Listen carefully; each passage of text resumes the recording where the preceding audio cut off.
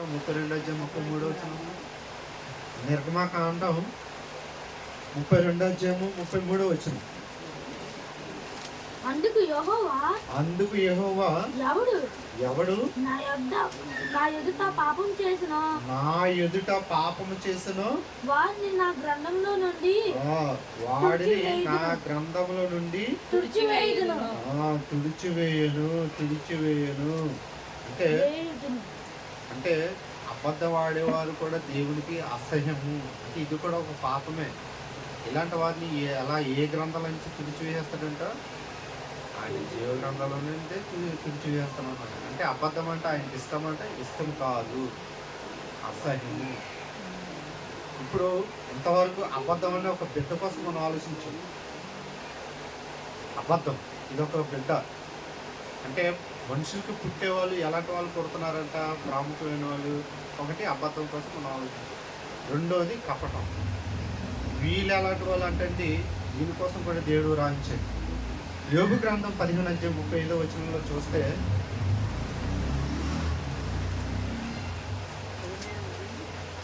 యోబు గ్రంథము 15:35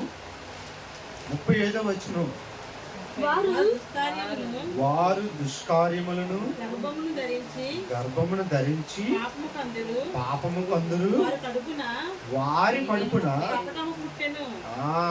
ఇదేం పుడతారంట? కపటం పుడతాదంట. అక్కడేం మనం మొదట ఏం చూస్తాము? కీర్తన గ్రంథంలోని మొదటి ఎవరు పుట్టారు? ప్రభుత్వం అంటుంది కదండి. ప్రభుత్వం ఏం చెప్తుంది? ముగ్గురు వద్దు.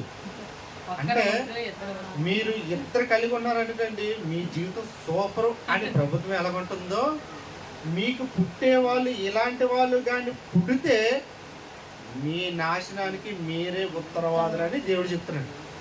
అంటే మనలో నుండి ఎవరు పుట్టకూడదంట? అంటే కూతురుని కనాలా లేకపోతే మగపిల్లని కనాలా? సినిమాలు వస్తున్నాయి కదండి. కంటే కూతురునే కనాలి. ఆ కూతురు ఏం చేస్తుందంట? నడుము బిగించుకొని కాటికి సాగనంపుతుందంట కూతురు. మరి కొడుకు ఏం చేస్తాడు? అంటే కొడుకు దుర్మార్గుడా? అంటే మనుషుల యొక్క సైకాలజీ ఎలాగైపోయింది అంటే వీళ్ళు పెంచడం చేత కాదు, పిల్లల్ని ఎలా పెంచాలో చేత కాదు. చివరికి ఏదో ప్రాబ్లం అయిందనుకో, ఇదిగో నాకు వీడు ఎలాగ ఎంత అన్యాయం చేశాడు అంటే కంటే ఎవరిని కనాలి? పిల్లల్నే కను. కానీ వాటిని ఎలా పెంచాలి అనేది కూడా దేవుడు చక్కగా వ్రాయించాడు. అంటే వాళ్ళ యొక్క నువ్వు తీసుకోవాల్సిన ఆ జాగ్రత్తలు, గర్భంలో ఉన్నప్పుడు పిల్లల విషయంలో నువ్వు ఎలాంటి జాగ్రత్తలు తీసుకుంటున్నావో, అదే పిల్లలు గర్భం నుండి బయటకు వచ్చిన తర్వాత నువ్వు ఎలాంటి జాగ్రత్తలు తీసుకోవాలో అలాంటి జాగ్రత్తలు నువ్వు తీసుకోకపోతే నీకు కలిగే నష్టాలు కూడా దేవుడు చక్కగా వ్రాయించాడు. అది ఫాలో అవ్వట్లేదు. కంటే కూతురు కనాలని పాటలు కూడా చూసారు కదండి. అపురూపమైనదమ్మ ఆడజన్మ, మరి మగ జన్మ దాసనారాయణ రాశాడు కదండి. అపురూపమైనదమ్మ ఆడజన్మ అనేసి ఒక పాట రాశాడు. అప్పుడు తన కోడలు అంత గొప్పది. మరొక పాట రాశాడు, నమ్మద్దు ఆడవాళ్ళు నమ్మద్దు అని ఇంకో పాట రాశాడు. ఈ పాట ఎందుకు రాశాడంటే శుభ్రంగా కోర్టులో పెట్టి కుమ్మిసింది. అంటే ఆడవాళ్ళలోని ఇలాంటి స్వభావాలు ఉంటాయా అని. కంటే కూతునే కనాలే అనే పాట కూడా వాడే రాశాడు, ఆ మహానుభావుడే రాశాడు. ఎప్పుడైతే కోర్టులో పెట్టి కోడలు శుభ్రం కుమ్మి పారేసిందో ఆస్తి విషయంలోని నమ్మద్దు ఆడవాళ్ళు నమ్మద్దు అని పాట రాశాడు. అంటే అలాగే నీ దేహము లేకపోతే నీ జీవితం పతనానికి అయిపోవాలన్నా, లేకపోతే నీ జీవితం బాగుండాలన్నా ఎలాంటి పుట్టకూడదు, ఎలాంటి పుడితే బాగుంటుందని చక్కగా దేవుడు రాయించాడు. ఇదిగో నీ జీవితం నాశనం అయిపోవాలన్నా ఇదిగో ఇలాంటి పుట్టకూడదు. ఏంటి? ఒకటి అబద్ధాన్ని పుట్టకూడదు, రెండోది కపటం పుట్టకూడదు. ఈ కపటం అనేది చాలా డేంజర్ అండి. అందుకే అపోజిట్ పౌలు గారు నిజంగా ఆయన క్రీస్తులోనికి రాకముందు ఆయన జీవితం ఎంతో భయంకరమైనది. ఆయన ఎప్పుడైతే క్రీస్తులోకి వచ్చాడో ఆయన జీవితం చాలా అద్భుతం. ఆయన పరిచర్య చేస్తున్న దినములలో ఆయనకు కలిగే ఆ శ్రమలు ఏదైతే ఉందో ఆ శ్రమలలో దాన్ని వివరిస్తూ ఒకానొక సందర్భంలో ఒక మాట వాడతారు, కపట సహోదరుల ఆపదలోను అంటారు. కపట సహోదరుల ఆపదలు, కపట సహోదరులు వీళ్ళు చాలా డేంజరస్ పీపుల్. మన పక్కనే ఉంటారు, చాలా కపటముతో నిండుకొని ఉంటారు. కపట సహోదరుల ఆపదలు. ఇంతకీ కపట సహోదరుల ఆపదలు అంటే ఎలాగొచ్చే ఆయనకి ఆపదలు, ఏ విధంగా వచ్చే ఆపదలు, ఏ సహోదరుల వల్ల వచ్చే ఆపదలు చూడండి ఒకసారి. అది కూడా మీరు తీసుకుంటే బాగుంటుంది, చూస్తే బాగుంటుంది. కొరింథీయులకు రాసిన 2వ పత్రిక 11వ అధ్యాయం 26వ వచనంలో చూస్తే, నేను అనేక ప్రయాణముల పర్యాయములను నదుల వలన ఆపదలోను దొంగల వలన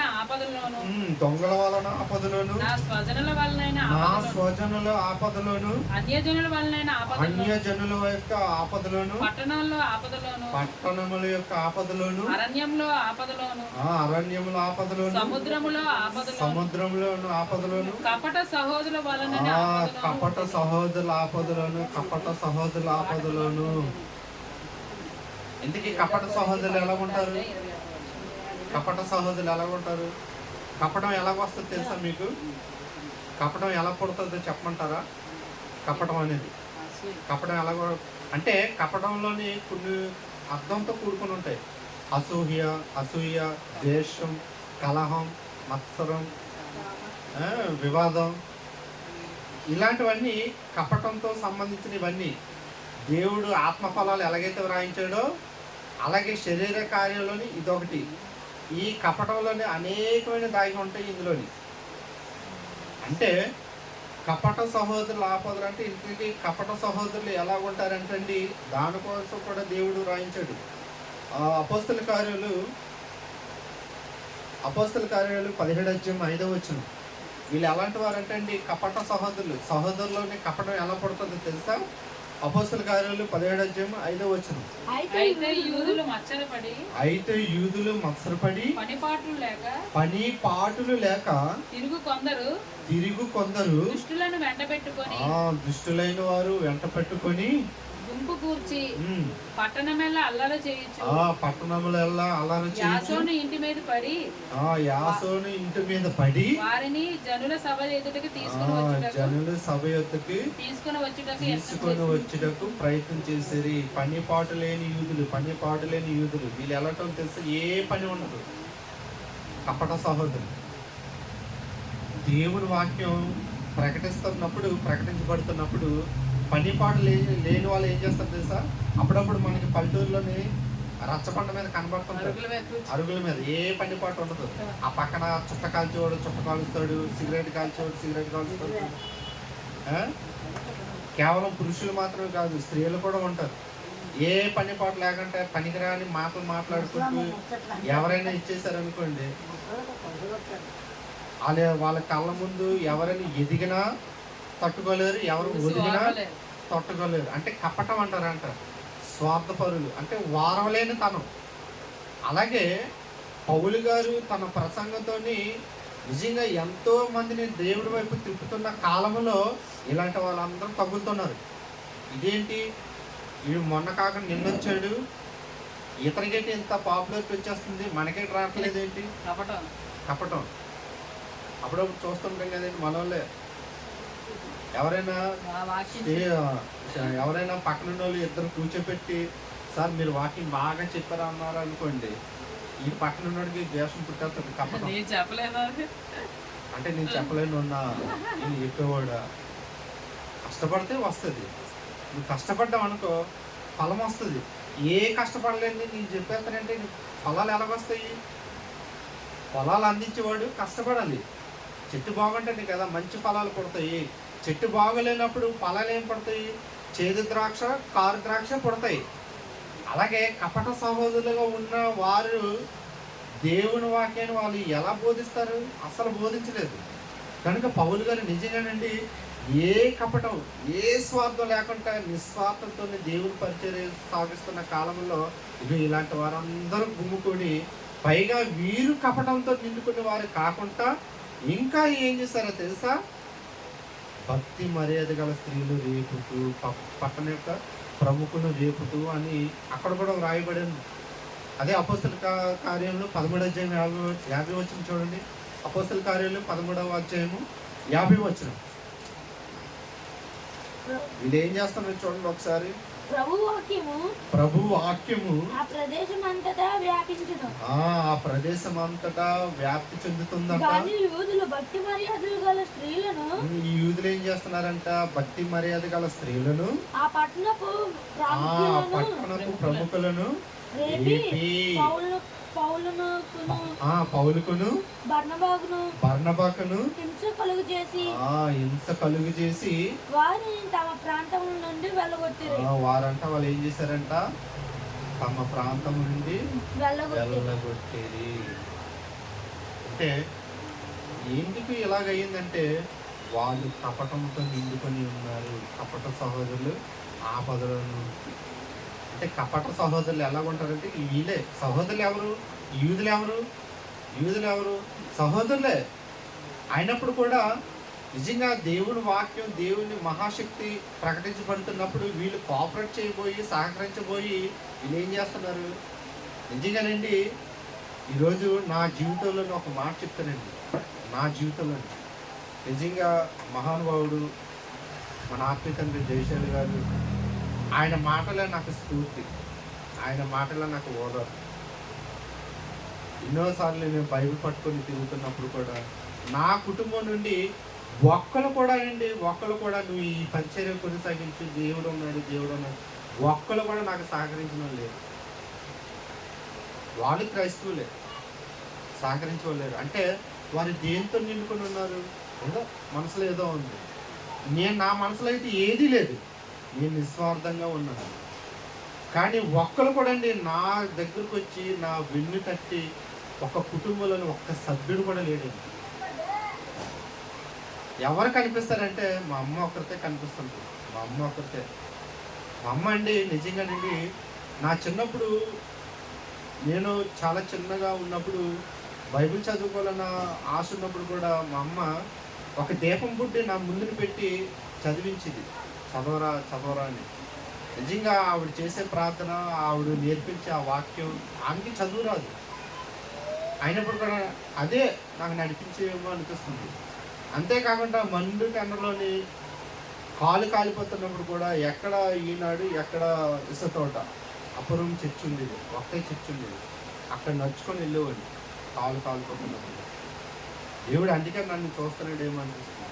అలా వాకింగ్ తెలిసిన తర్వాత తండ్రి గారి దగ్గరికి వచ్చిన ప్రారంభ కాలంలోని నిజంగానండి నాకైతే తినడానికి ఆహారం ఉండేది కాదు. నిజంగా నా జీవితంలో ఉదయం వెళ్ళిపోవండి, 9 గంటలకు నడుచుకొని వెళ్ళిపోవండి. ఇక్కడ నుండి 6 నుండి అక్కడే నడుచుకొని వెళ్ళేవాడిని, అక్కడే ఉండేవాడిని, వాక్యం ఉండేవాడిని, నేర్చుకునేవాడిని. సాయంత్రం వరకు మంచినీళ్ళు తాగి ఉండేవాడిని. అంటే నా కాలం చెప్తున్నాను. అంటే నిజంగా ఆ రోజు తండ్రి గారి మాటలు కూడా అలాగే ఆదర్శంగా ఉంది. నిజంగా తండ్రి గారు కూడా నేను నా గుణాన్ని చూసి నువ్వు అన్నం తినలేదు, అన్నం పెట్టేవారు. అడగకపోయినా నిజంగా అన్నం పెట్టి పంపించేవారు. నాతో పాటు ఉపదేశాన్ని కూడా వీళ్ళందరూ ఉండేవారు. వీళ్ళు ఎక్కడెక్కడి నుండి వచ్చేవారు, అందరూ వెళ్ళిపోవారు. చివరికండి నేను మరలా నడుచుకొని వచ్చేవాను 6 అంటే ఆ రోజు ప్రయాసం. అందుకే దేవుడు నాకు ఇలా చూస్తున్నాడేమో అనిపిస్తుంది. అంటే నువ్వు కపటం లేకుండా నిస్వార్థంగా దేవుళ్ళలో ఉన్నావు అనుకోండి, దేవుడు ఉన్నతంగా నిన్ను ఎత్తుకుంటాడు. ఎందుకు నిన్ను ద్వేషించి నీ పక్కన ఉన్న వ్యక్తిని తీసుకుంటున్నాడంటే నీలో కపటం ఉందేమో, అతనిలోనే నిస్వార్థం ఉందేమో, నిస్వార్థంగా సేవ చేస్తున్నాడు, అందుకే దేవుడు తీసుకుంటున్నాడు. ఆయనలో కపటం ఉందేమో, నీలో కపటం ఉందేమో, నిన్ను పక్కన పెడుతున్నాడు. ఎందుకు పక్కన పెడతాడంటే నువ్వు ఎప్పటికైనా సరే నిస్వార్థపరుడుగా మారుతావు కదా అని ఎదురు చూపు. అందుకే చదివించాను ఇందాక కీర్తన గ్రంథంలో ఒక మాట చదివించాను. కీర్తన గ్రంథం 32:2 కపటం లేనివాడంట ధన్యుడు అన్నాడు దేవుడు. కపటం లేనివాడు ధన్యుడు. మనకు తెలుసు కదండి, మత్తయి సువార్త 5వ అధ్యాయం అదంతా చెప్తుంటాడు కదా, ధన్యులైన వారు పరలోక రాజ్యాన్ని ఎలా స్వతంత్రించుకుంటారు. ధన్యత, అది గొప్పది. అలాగే నీలోని కపటం లేకుండా నువ్వు నిస్వార్థంగా సేవ చేసుకుంటూ వెళ్ళిపోయి ఉంటుంది, నువ్వు ధన్యుడివే. నువ్వు ఎప్పుడు పరిశుద్ధుడిగానే ఉంటావు. నీలో ద్వేషాలు, కపటం, కలహాలు ఇలాంటివన్నీ పుట్టవు. ఎందుకు పుట్టాలి? ఎందుకంటే నువ్వు ఆల్రెడీ క్రీస్తుని కలిగి ఉన్నావు, నువ్వు ధరించుకొని ఉన్నావు, క్రీస్తునే ధరించుకొని ఉన్నావు. అలా ధరించుకున్న ఆ క్రీస్తు ఎందే ఏ కపటం ఈయనందు నాకు కనపడలేదన్నారు కదా వాళ్ళు. ఏ కపటం ఆయనలోనే కనపడలేనప్పుడు ఆయన ధరించుకున్న మన ఎదుటి ఎందుకు కనబడాలి? అసలు ఎందుకు కనబడాలి చెప్పండి ఒకసారి. నిజంగానండి, ఇప్పటికీ కూడా ఈరోజు నా భార్యకు బాగుపోయిన ఒక పిలుపునివ్వగల ఎందరో వస్తున్నారు, సహాయాన్ని సహకారాన్ని ప్రార్థన చేస్తున్నారు. ఇవ్వలేని వారు ప్రార్థన చేస్తున్నారు, ఇచ్చేవాళ్ళు 100-200 ఇస్తున్నారు. అలాగా తను కాపాడుకుంటున్నారు. అలాగే తను కూడా దేవుడు బలాన్ని తెచ్చుకుంటూ, శక్తిని తెచ్చుకుంటూ, నేను దేవుని కోసం బ్రతకాలి, దేవుని కోసం చావాలని నాకు ఉద్దేశంతో సువార్త ప్రకటించుకుంటూ వెళ్ళిపోతాను. అంటే నిజంగానండి, ఈరోజు నా వెన్ను తట్టేది ఎవరు అంటే సంఘమనండి. మొదట ప్రారంభం దేవుడు, తర్వాత మన ఆత్మీయ తండ్రి జయశీలు గారు. ఆయన మాటలకి స్ఫూర్తి కలిగి ఉంటున్నా, నేర్చుకుంటున్నా ప్రతి ఒక్కరూ, నా తల్లి కానివ్వండి, నా సహోదరులు, సహోదరులు, చెంత బిడ్డతో సహా నా సహకరించేవాళ్ళు. ఒక విధంగా చూస్తానండి, కుటుంబ పరంగా నాకు ఎటువంటి సహాయం సహకారం లేదు. అంటే నిజంగా మనలోని ఏమి పుట్టకూడదు, ఏమి పుట్టాలి అంటే ఇవి పుట్టకూడదు. అబద్ధం పుట్టిందా దేవునికి దూరం అయిపోతాం, కపటం పుట్టిందా దేవునికి దూరం అయిపోతాం. మరి ఏం పుట్టాలంటే దేవుడు అదే చెప్తున్నాడు, నీలోని ఆత్మ ఫలాలు పుట్టాలి, ఆత్మ ఫలాలు పుట్టాలి. ఏంటి పుట్టాలంటే ప్రేమ, సంతోషం, సమాధానం, సాత్వికం, దీర్ఘశాంతం, దయాలకం, మంచితనం, ఆశానిగ్రహం, ఇలాంటివన్నీ మంచి ఫలాలు, ఆత్మ ఫలాలు. నీలోని ఈ ఫలాలన్నీ పుట్టాలంటే మొదట ఆ రెండు నీలో ఉండకూడదు. ఏంటో తెలుసా? అబద్ధము, కపటము. అవి ఉండి చోట ఇవి నీకు ఎలాగైతే పుట్టవో అలాగే అవి లేని చోట అండి ఆత్మ ఫలాలు కూడా అలాగే పుడతాయి. చెట్టు వేరు కులిపోతున్నప్పుడు మంచి ఫలాలు ఎలా పుడతాయండి చెప్పండి. ఆ వేరులోనే బలం లేనప్పుడు మంచి ఫలాలు, సారవంత ఫలాలు, రుచిగల ఫలాలు రావాలంటే ఎలాగొస్తాయి ఒకసారి ఆలోచించండి. ఆ ఫలాలన్నీ రావాలంటే మొదట ఈ అబద్ధాన్ని, ఈ కపటాన్ని మొదట ఇవి తీసివేయాలి. అలా చేస్తే నువ్వు ఉన్నతమైన స్థానంలో నిలబడతావు. నేను అక్కడ ఎవడ త్రోయాలన్నా వాడు పడిపోతాడే తప్ప నువ్వు ఎప్పటికీ అలాగే నిల్చొని ఉంటావు. ఇక చివరికి ఒక మాట చూసి నువ్వు నిల్చుకున్నావు. చివరికి ఒక మాట చూసి నిల్చుకున్నావు. యెషయా గ్రంథము 33:9. యెషయా గ్రంథం 33 క్షమించండి 53:9. యెషయా గ్రంథము 53:9. అతను మరణమైనప్పుడు భక్తిహీనులతో అతని సమాధి నియమింపబడెను. 53:9. యెషయా గ్రంథం 53:9. ఆయన ఏ కప్పం లేదంట. అదే ధనవంతుని యొద్ద అతడు ఉంచబడెను. నిశ్చయముగా అతడు అన్యాయం ఏమీ చేయలేదు. అతని నోట ఏ కపటమును లేదు. అంటే యేసుక్రీస్తు వారి నోట ఏం లేదంట, ఏ కపటము లేదు. అంటే యేసుక్రీస్తు నోట ఏ కపటము లేనప్పుడు క్రీస్తును ధరించుకున్న మనము, ఆ క్రీస్తుని మాటలు ప్రకటిస్తున్న మనము కపటం మాటలో ఉండొచ్చా? కపటం ఉండొచ్చా?